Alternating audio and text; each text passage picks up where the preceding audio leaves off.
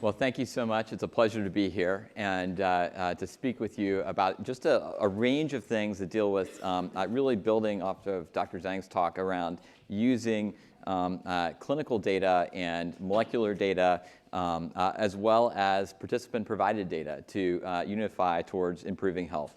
And I'm going to kind of cover an arc that goes through a few cases and then as motivating factors and talk about some of the discovery efforts we've done and smaller efforts moving towards the All of Us research program, and which is really, I think, a historic effort to pull together diverse populations across the U.S. to answer questions on a bigger scale than we've been able to do before. As a start of my disclosures, I've received funding from a lot of, basically from the government and other nonprofits. I do receive some royalties from a Vanderbilt-created company for some technology around phenome-wide association studies. So I'm starting with this case. Can anyone tell me who this is? Franklin Delano Roosevelt. So he's sitting there with Stalin and Churchill. And this is taken at the Yalta conference a short time after that he died. Many of you probably know FDR smoked. He had very high blood pressures. And at that time, it was really not understood that these high blood pressures could be leading to his strokes. And in fact, there was his personal physician would tell him that sometimes when he had a high blood pressure to smoke, which of course raises your blood pressure as a way to kind of calm his nerves. And so it's through studies like the Framingham Heart Study and other small prospective cohorts that have really transformed our understanding of diseases like cardiovascular disease. And so this came out in 1961, the first paper published from the Framingham Heart Study. And you can see that these individuals who were considered essentially to have non-intervenable normal cholesterols of 300, normal in quotes, and systolic blood pressure of 175, had 20% of these people had 6 years incidence of coronary heart disease compared to these people that had at target blood pressures. They didn't even talk about 120. Notice. That wasn't even on the scale. The target we typically aim for or think about as normal wasn't even part of normal at that time. And so over the decades, we've learned about exercise, smoking, diet, these kinds of influences. And we have drugs that moderate our blood pressure and cholesterol levels. And we've seen a concomitant dramatic decrease in cardiovascular disease over those decades. And the same thing's been seen in cancer through early screening, diagnosis, treatments, and many other diseases. We think about antibiotics, where we've really been able to identify intervenable etiologic agents and transform our care. And it's through data, it's through understanding, and but small cohorts carefully followed at the time, thought about for one disease instead of a broader scale. So the question is, how can we do this? What is precision medicine? What is the next generation that we actually are going to hopefully transform healthcare and advance for the next 40 years, just like we did with Framingham over the past 40? And so the fundamental problem here is taking a population of individuals. We all know that we have different disease risk. We may get the same disease and experience it differently. And the same thing happens with medications. So you may take a drug. We've probably all taken drugs where maybe we had a side effect from it. It didn't work as we expected. Certain challenging diseases. I'm a general internist clinically. We think about depression. Each drug we start has a 20-30% chance of working, and we don't really know what drug might end up and actually work for that patient. And so how can we get smarter with this and maybe target this? And the challenge is to use big data. So I'm going to give you a real patient that presented at Vanderbilt University a couple years back. And so this patient presented for her first new onset heart chest pain, was found to have heart disease. She had a family history of heart disease. She has high cholesterol and has diabetes. She gets standard of optimal care. She is intervened upon quickly. She gets a stent placed. She's started on clopidogrel, which is the standard. It's also called Plavix, if you're familiar with that brand name for the drug. She comes back and that stent's closed off. Most people do well in this therapy, but hers closes off, and it continues to close off a couple more times over the ensuing 11 months. And so, it's very unusual to have these 5 interventions, right, over a year. And this is atypical, but this happens to some of us. Some of us have atypical disease. How can we get smarter with understanding, targeting that treatment? And so we'll come back to this in a little bit. There's been a genomic revolution really since 2003 in the publishing of the draft human genome sequence. This is one of the early studies finding that common disease had common variants in the genome that explained risk of disease. And this helps us get smarter about disease risk. And this has exploded our knowledge now. In fact, the number of associations found in the last year alone has doubled what was discovered in the ensuing time period before that, since 2003. And so now we have about 150,000 single nucleotide polymorphisms that are linked with mostly common diseases. Some of these are traits in terms of protein measurements and things like that. But our knowledge is really exploding in this domain. And this doesn't take into account rare variants as well. So we know that rare variants that drive risk for certain kinds of disease. We think of diseases like cystic fibrosis or sickle cell anemia. But rare variants also will raise your cholesterol more, make you taller, make you shorter, and impact other, quote, common disease as well. So I've been particularly interested in using the electronic health record as a resource that passively collects just a ton of information on individuals. And so this is a snapshot of our data at Vanderbilt. We have a de-identified biobank called BioView that started collection in 2007. And those individuals enroll through sort of the process of checking in to see their doctor. And we have about 250,000 people that have agreed to be part of this program. And they started in 2007, but those people, even in a fragmented healthcare environment like Nashville, have retrospective data for a lot of people. These are a real nonlinear transform on the data. And so you can see that we have data going back into the 1980s for some of these people. Obviously, the data gets denser as you get later in time, but just quite a bit of information. Just imagine, sort of what it would cost to get, 3.5 million radiology tests on individuals. A tremendous investment in healthcare to treat the patient, but also a resource that's mineable. And so we're part of a network called Emerge, and we all work together in this case. Baylor is part of this. And so when we were doing this, we decided to, across Emerge, let's look for a common disease and try to find common variants to underpin this. And let's just use electronic health record to do that. We picked hypothyroidism, a common disease, and we developed algorithms to look at the electronic health record data and find them. And then when we executed, we found a new thyroid transcription factor on chromosome 9 that regulated or contributed to your risk for hypothyroidism. It also contributes to your risk for thyroid cancer and congenital hypothyroidism as well. And so this is what that algorithm looked like. So when we talk about mining EHRs, finding really highly accurate research-grade phenotypes sometimes requires putting together all the information. So those lab tests, the billing codes, all that stuff together, and in this case, temporality too, because I wanted to separate out with this algorithm, sort of true autoimmune hypothyroidism from someone who has thyroid cancer and has their thyroid removed or ablated. And so in this case, this is what the algorithm looked like, and so complicated. Now I want to come back to that first case. That first case I presented the individual that had 9 coronary inventions. One of the powers of electronic health record is you have the disease and the drugs and the response to the drugs potentially mineable over time. And so what we did is we built an algorithm to look at people that were on clopidogrel who had secondary events afterwards. And there have been some clinical trials coming out about the same time that did the same thing. And so this clinical trial found that individuals that were carriers of a loss of function mutations in this enzyme, which activates this drug. So clopidogrel is a prodrug. Its active form, 2-oxoclopidogrel, is created by this enzyme. And so these people have about a 50% increased risk of having a heart attack, stroke, or death. And so then when we looked at the electronic health record, we found about a 50% increased risk as well. And you can see I'm presenting this as sort of flipped curve, but these people have about a 50% increased risk. And that's the real world data of taking interacting medicines and forgetting to take your medicines, all the stuff that happens in the real world that may not happen the same way in a clinical trial. And so if you look at this individual again, when she came back the 11th time, she was genotyped, and she was found to be a poor metabolizer. So she has 2 loss of function variants in that enzyme.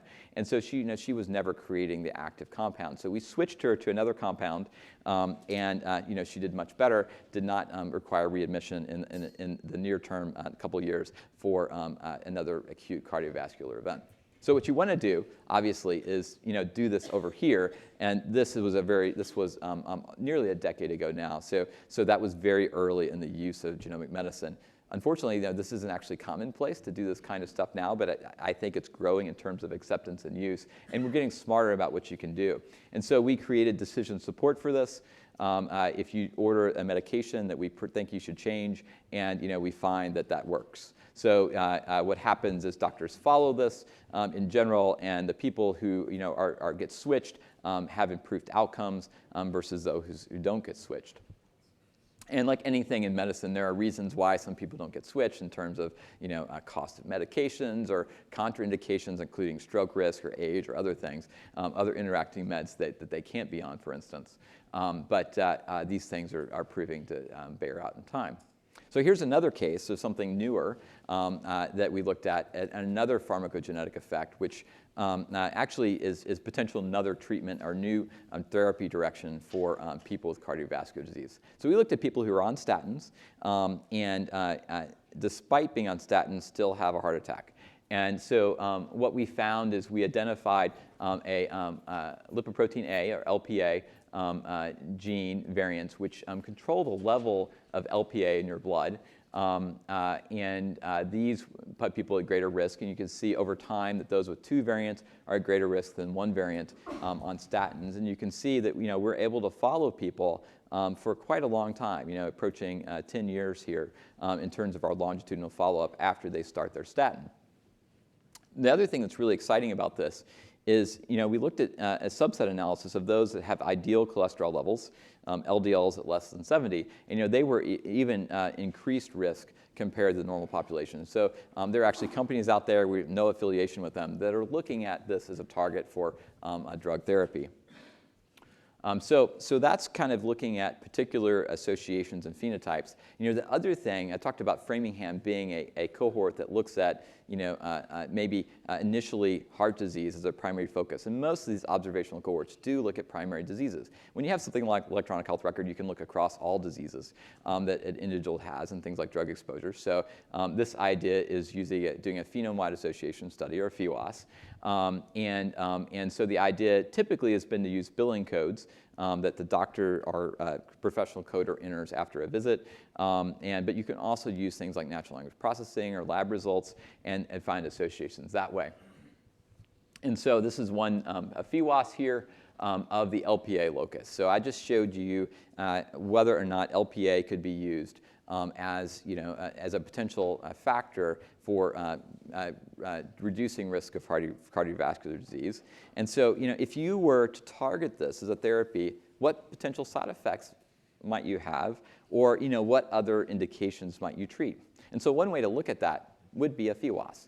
And so the idea is you look at a variant, and now on our x-axis we have disease classes instead of chromosomal location. And we see the associations, and as you might expect, coronary atherosclerosis is a top hit. And we go through a number of other conditions. It's known now and established that aortic valve disease is related, and because of that, you also get associations with things like congestive heart failure and myocardial infarction, of course, with hyperlipidemia and coronary atherosclerosis. But, and if you had something that was a potential risk, you hope you might see it. Now, this is only 13,000 people. That may sound like a lot or little, I don't know. Depends on your viewpoint. But you need much bigger populations. You obviously need clinical trials. But if you had something that really shot up, it might give you pause. And in fact, some drug companies are routinely doing this now. One thing that was particularly interesting that you never would have thought about is this hit right here is lung cancer. And so I never would have expected sort of to see lung cancer based on something that's on the sort of cholesterol pathway, and I can't say much about what that means, but it is something that bears looking at and thinking about as something that doesn't quite reach our statistical Bonferroni correction here, this red line, but is a higher association.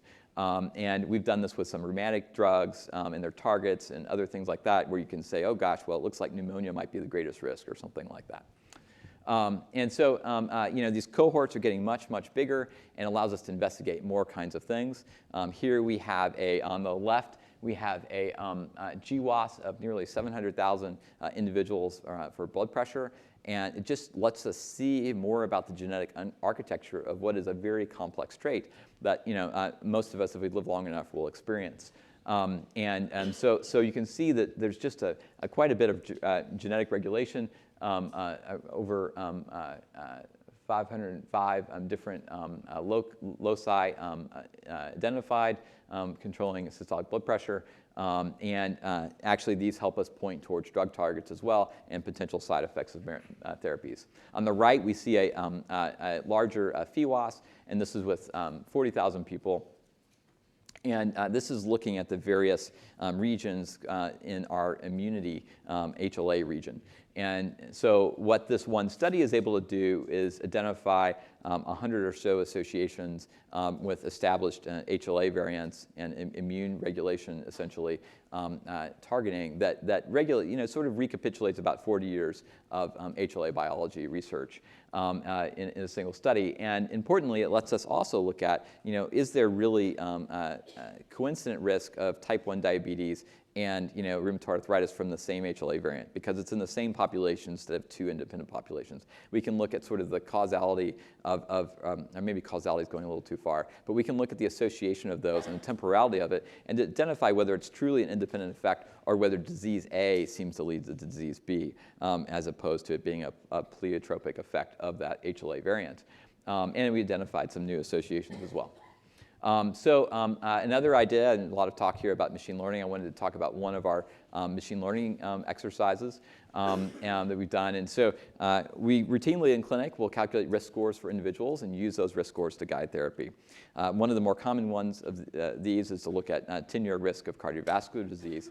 And what we did is took the sort of the pre-window and then looked out 10 years in the EHR to try to predict cardiovascular disease over time. And we took the standard equation, and then we took a bunch of different models to predict across that. And just to say, if we did more longitudinal features and we used different kinds of algorithms instead of the established one, what's the performance of the algorithm? And you can see here that we do get some gain in performance by doing more complex ways of thinking about the data and looking at the data longitudinally.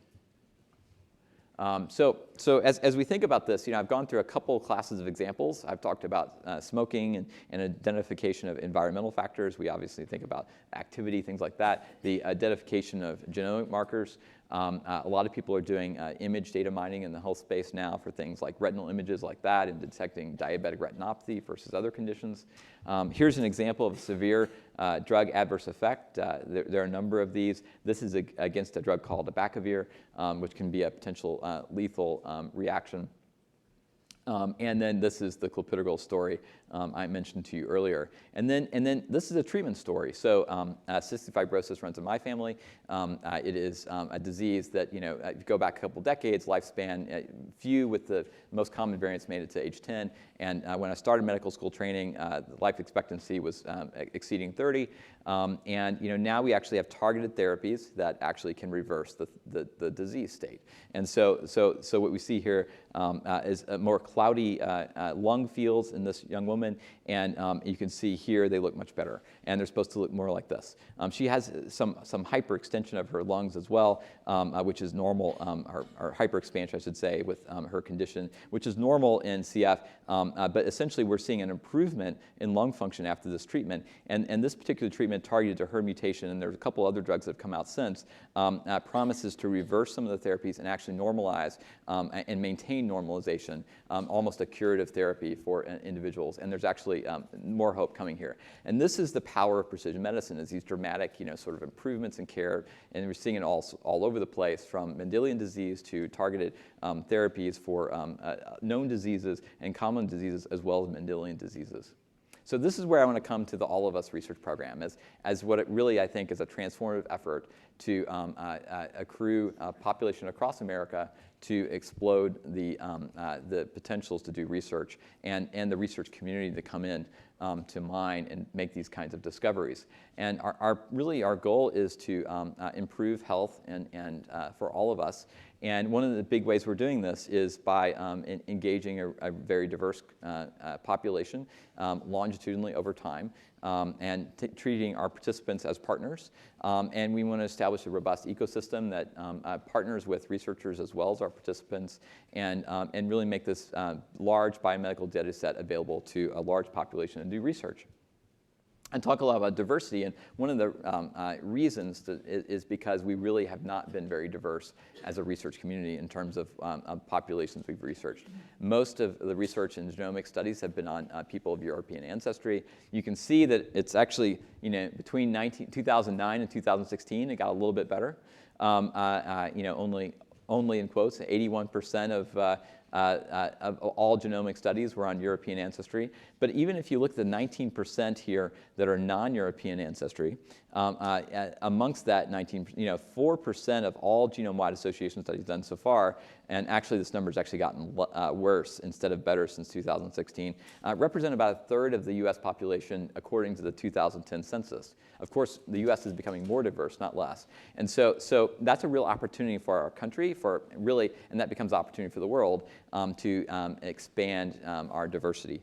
And there's a number of reasons why this is important. First is, better insight into health disparities, discovery of new drugs. And so many of you may be familiar with the PCSK9 inhibitors, which were actually discovered from a small cohort of African Americans in the nearby Dallas Heart Study. And that's become a very effective therapy for hyperlipidemia.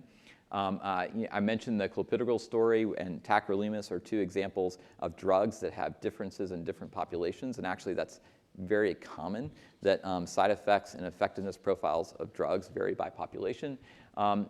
We can develop these risk scores, and it's interesting that our risk scores don't port between populations very well typically because our genetic ancestry just varies a lot. And so you can see these risk scores here that work pretty well in European populations up here, don't work so well over here in African ancestry populations over here. This impacts all of us from this regard. So you go get genetic sequencing, and these variants here have all in the past been reported as being pathogenic and causing cardiovascular disease. The interventions for these can vary. Sometimes it's inserting an implantable defibrillator, amongst other things. You can see that what actually happens is they were called pathogenic because maybe their prevalence in the white population, but in the African American population, some of these variants are very common. We know that 27% of people that are of African ancestry aren't walking around with heart disease that is of genetic origin. So we know this variant can't be pathogenic. And so, we impoverish really our understanding by not having this rich population.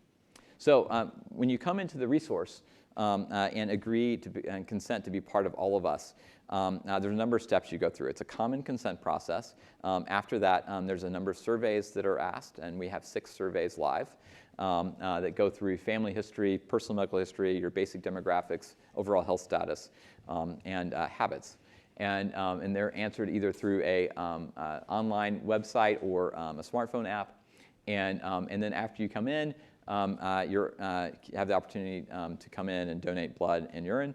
There's, you can see I'm smiling while I'm getting phlebotomized, so it's a joyful experience to donate blood. We're collecting DNA, plasma serum, cell-free DNA, and RNA. If for some reason someone can't contribute blood, we collect saliva from which we get DNA. And so I mentioned the consent piece and the surveys and the biospecimens, and we have a connection ability now for Fitbit, and we look to use more wearables over time. And the other, I guess, important part of this is the goal is to allow people to be able to enroll throughout the United States.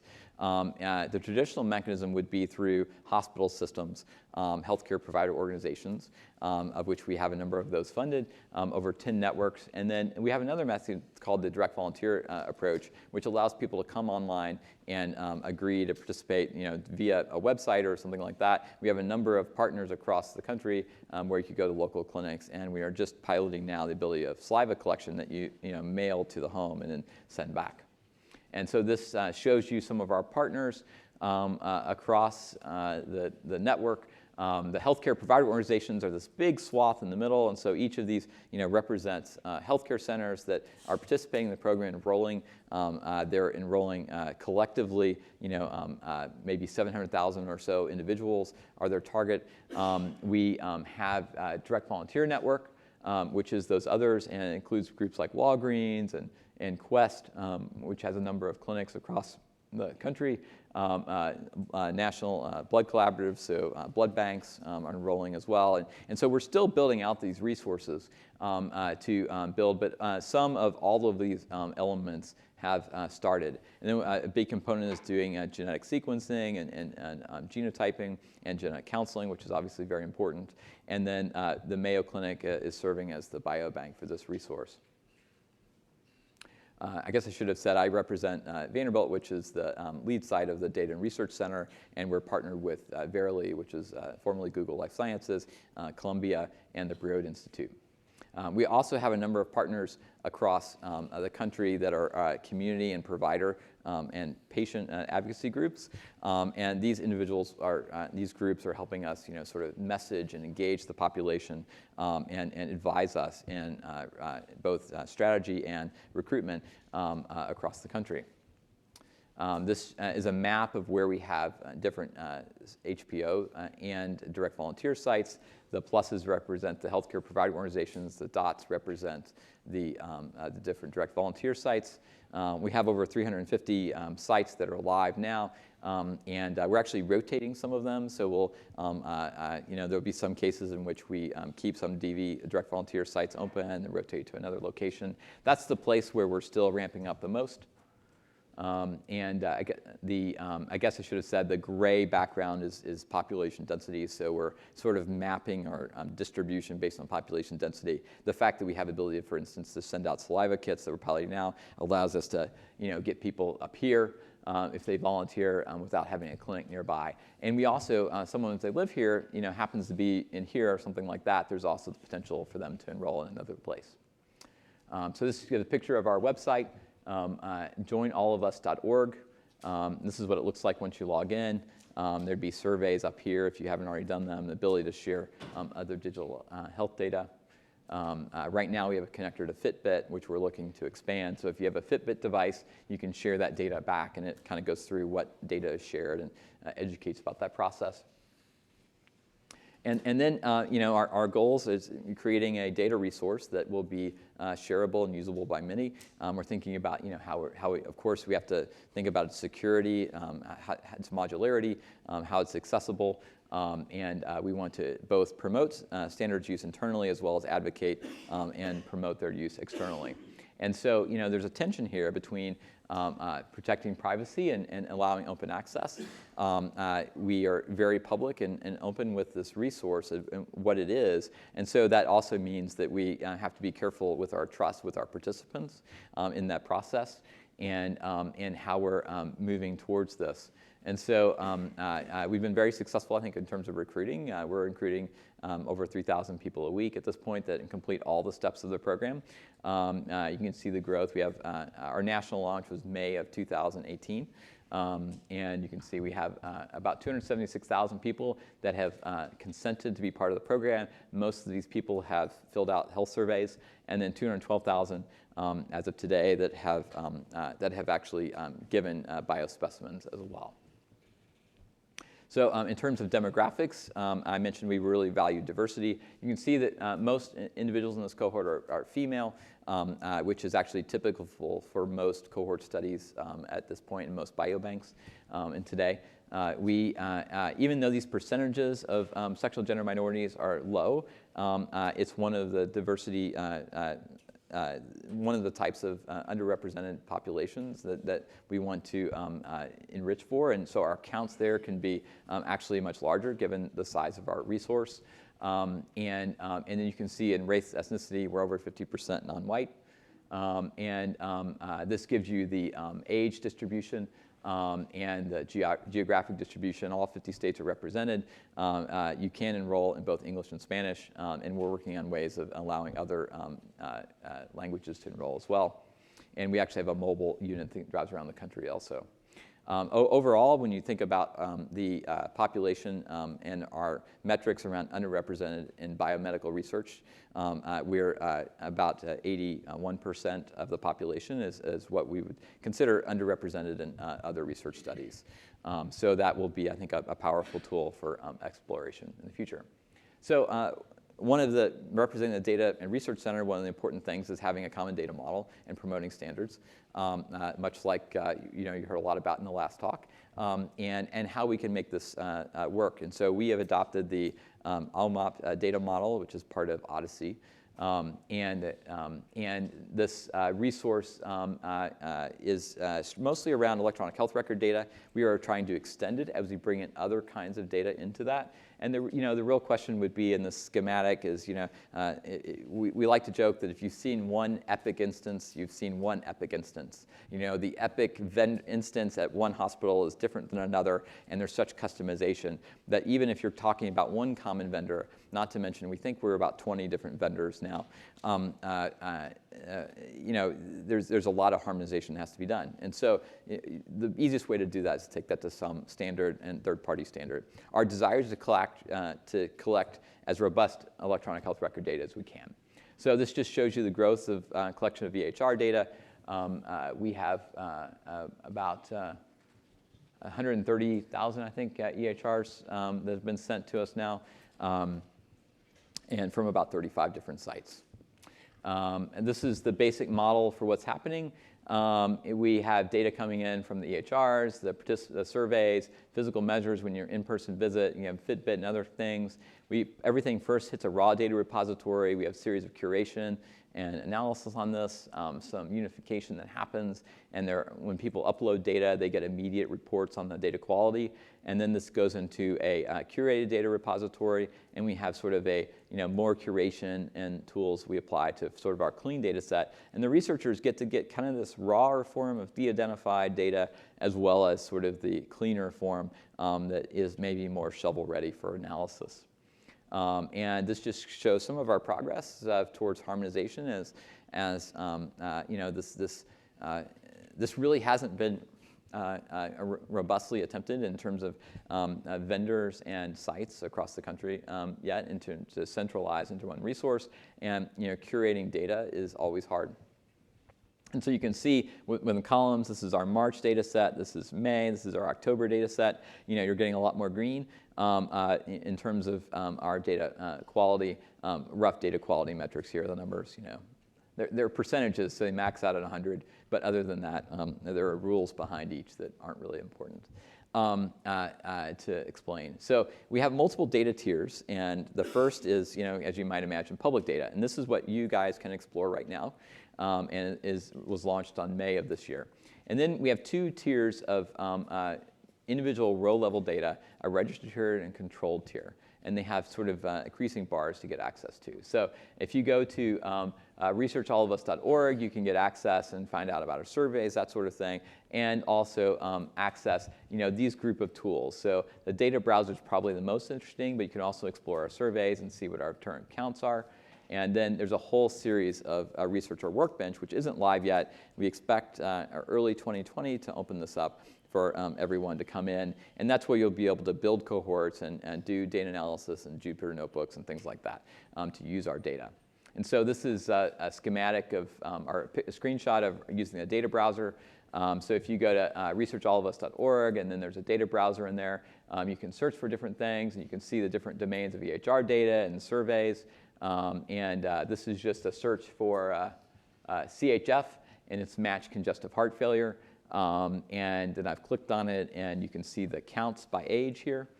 distributions. This tool to protect privacy doesn't allow for cross queries, so you can look up a disease, you can look up a medication, you can get distributions on a lab value, but you can't kind of look at A and B because that puts you at risk of potential, those kinds of queries would put you at greater risk for potential re-identification. So, but this requires no login. You can explore it, and the idea is, I'm interested in disease X. I'm interested in, drug X. How many people are have this, and is this lab even present, for instance, and what are the range? Do I have people with chronic kidney disease? And that lets you hypothesis test and address those questions to explore it. And then this is another demonstration. This is creatinine, and you can see just the distributions of those lab values. And you can see that over here, if you're not clinical, these people up here that are 1.2 and above, in these represent people that have some degree of kidney damage. So you do have, even by lab tests, you can look it up by diagnosis as well, individuals who have chronic kidney disease may have had episodes of acute kidney injury that you could study. So now we're going to talk about the Researcher Workbench. So you've gone through an application process. This is not live yet. This is what's coming in early 2020. You can come in and create an application. We think in most cases, probably get same-day access once you agree to the data use agreement, which mostly is going to talk about things that you're not supposed to re-identify people. There's some instruction there about particularly sensitive research topics, and to ask questions if you want to do something in what we call stigmatizing research, which would be things on research on, for instance, Native American populations or origins or things like that. But beyond that, once you get access to do a broad range of research within those bounds. And so you come in, you have the ability to create cohorts, create workspaces, and that just shows some existing ones. So I'm going to walk through a few shots that talk about creating a cohort. So the cohort builder comes in, and you can basically select from drop-downs what you want to build in terms of conditions or demographics procedures. And so search for diabetes here, and it's pulled up diabetes, and we can pull that over to the analysis. You can also do the same thing with medications and things like that. And then once you build a cohort, then you can analyze it. And this is just a screenshot of one of the Jupyter notebooks here. This is, I believe, we're using Python here. Yes, we're using Python here. And it also supports R. And so you can come in and use those two languages initially to do an analysis on the data set. And this is where we're starting, and our philosophy is to to bring in and allow openness early through what we think are fairly capable, broad access tools, and over time we'll build more out there. So, supporting other statistical packages, other computational things as well. But initially we'll have the building the cohorts as a web-based tool that we think most people will be able to use, and then a number of examples that people can help pull and plug and play from using R or Python to do some simple analyses. And then for those data scientists, which are probably many people in this room, probably a lot of facility already with R and Python. And this just shows the completion of that. What was done in this example through the web site, the cohort builder created a population with diabetes, a population without diabetes, and then in R generated a comparison of the A1C, which is a measurement that's used to follow average glucose levels in kind of a 3-month average period. And greater than 7 is abnormal, or 6.5 would be indicative of diabetes diagnoses. And you can see those with diabetes have higher A1Cs than those who don't. An interesting thing here is these people, are not known to have diabetes. Some of the people that are higher here might actually have diabetes. And when you talk about the size of the population we have, it wouldn't be surprising that there might be some individuals that are pre-diagnosis. This gives you a sense of some of our data size between the two time periods. So this is what's going to be released in the next version of the data browser. This is which is on the data browser right now. If you logged in, about 30,000 EHRs, about 100,000 people with surveys. In weeks, we'll have a new data browser instance up and a refreshed data set, which will increase the EHR data to about 120,000 and about 200,000 with physical measures, a little over 200,000 with surveys. That will represent the data set that will first be accessible via the Researcher Workbench. So, so the public tier is all out now in the data browser you can play with. early 2020, we'll have the Researcher Workbench, and people can come in and use it. You'll have to have an ERA Commons account, which is an NIH account. It is available internationally, but it is something an institution has to create for you. I imagine most all the institutions that would be represented here probably already have the ability to do that. Anyone who's ever submitted a grant has an ERA Commons ID. Over time, we'll bring in genomics, things like that. We haven't actually started genetic testing yet, so that's the thing. Something else we plan to start. Maybe by the end of 2019, certainly early into 2020, we'll start genetic testing. And we're actually doing both whole genome sequencing and all 1 million as well as genotyping. The reason we're doing both is the genotyping we'll be able to make progress on much faster than the whole genome sequencing and make that data set available. We're going to return data to participants. Here we have just a mock-up of some display to participants. But when you think about genetics and things like that, that's really starts to become much more impactful. So we have a genetic counseling arm that was just been announced, and that's to color.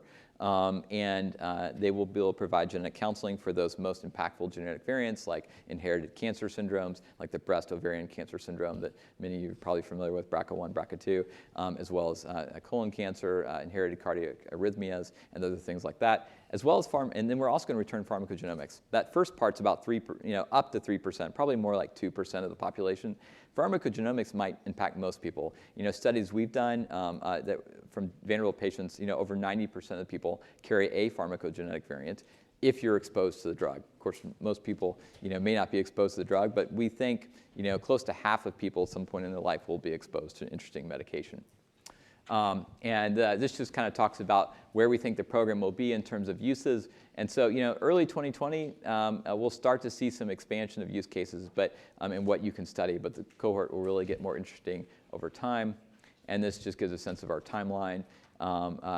We started a beta phase in 2017, launched with some degree of national capacity in 2018. And you can see that we have a mildly exponential growth for our enrollments. Some things we're doing is right now we only enroll in adults, so we're going to move into pediatrics as well. I already talked about launching of genomics and the Researcher Workbench coming, and we're looking to link to other data sources also. So I want to just go back to a motivating case to kind of end with. And so this is a kind of study that we are really hard to do without really big resources, and is also a capability to return something to an individual. So here's an individual that came to us, and she started at 32. Prior to this, she was fine. She develops hearing loss and numbness that continues, blurry vision, muscle spasms, becomes confined to a wheelchair. Then she has trouble swallowing. They insert a PEG tube. She undergoes respiratory failure and is intubated in these 3 years. And she comes here to the Vanderbilt to Undiagnosed Disease Network, which does a whole bunch of stuff, including genomic sequencing. And so one of the things we've done is created a method to analyze based on looking for patterns of rare disease using a knowledge-based approach. You can imagine using machine learning as well, but the sample size required is hard to do for these rare diseases. So the OMIM is a resource that collects collects the Mendelian diseases and their features. And so we took the list of features that are defined in OMIM and mapped into electronic health record phenotypes using the PheWAS kind of approach, and then weight them simply by their rarity in the EHR, much like search retrieval does. And we basically can iterate this across a number of Mendelian diseases. In this original study, we built out about 1,200 of these definitions. And so if you think about many of these diseases like cystic fibrosis, they're composed of a whole bunch of symptoms. And so here's an example, and many of these actually do have analogs in the EHR. So if we take 3 potential patients that have different numbers of features, each of these have a different weight. And so something like bronchiectasis is a much higher weighted feature than asthma. And so these patients have different risks. And just by aggregating up these features and weighting them, you can distinguish cases from controls with pretty high specificity. And that's without using the diagnosis itself. And so we find that people that have pathogenic variants have higher scores, this is in terms of standard deviations, than people who have benign variants. That would be expected, and this is a readout in features. We don't know any of these. We're not looking at diagnoses. We're just looking at their records in the EHR here. But most variants are unclassified, and we don't know their pathogenicity. So here, you can see there's a lot of variants in red that have 5.6 standard deviations from expected. It's 3.7 standard deviations from expected. We can start to interpret the example I gave you early on of variants being called pathogenic because they were seen rarely in European populations, but they're actually common in maybe African or Asian or Hispanic populations. We can start to do those readouts in a systematic way using real data and using the clinical record to be that report out. And so if we go back to this individual and we can actually create a score for her amongst these features, we don't know what's going on. Her doctors didn't have an understanding. And what happened is she was diagnosed with a riboflavin deficiency and basically just needed B vitamins. And high-dose B vitamins, she is able to regain a lot of her sensation, comes off the respirator, begins walking again.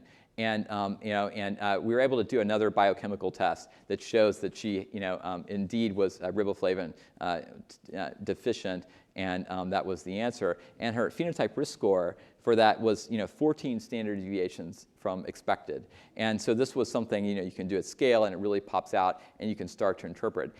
This kind of data in a resource like all of us, you have the genetics, you have the phenotypes, and you can, sort of look at them at scale, and you can return information. You can start to figure out which variants matter and be smarter about the ones that you return to individuals over time. The future is not just of all of us, of course, but getting these groups to work together and having standards and creating those standards to do so. So I will just end with some of these URLs and recognize some of our teams that have worked on this. This is the All of Us crew. This is some of the data and research team and some of the team at Vanderbilt that have worked on this. So thank you very much.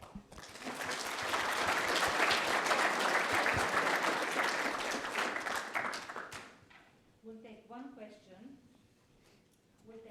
question now, and Dr. Denny is going to be a little bit around for those of you who would like to talk to him. All right?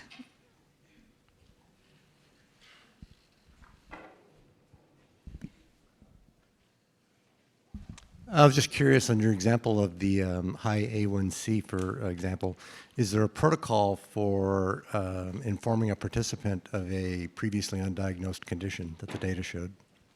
Yeah, so the clinical data is we don't know the full story in the clinical data.